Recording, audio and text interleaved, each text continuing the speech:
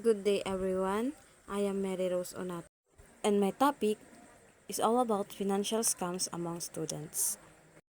So financial scams, dapat yung mga students aware sila tungkol sa mga ganyan.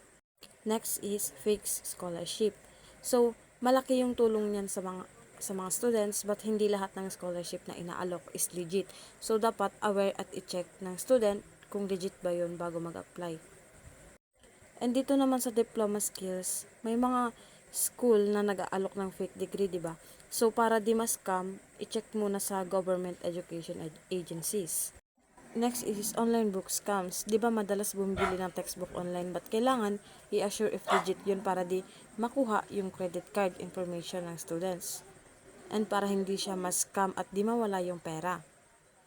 Dito naman sa credit card scams, sa school, di ba may mga pumupunta ding nag-aalok ng mga credit card.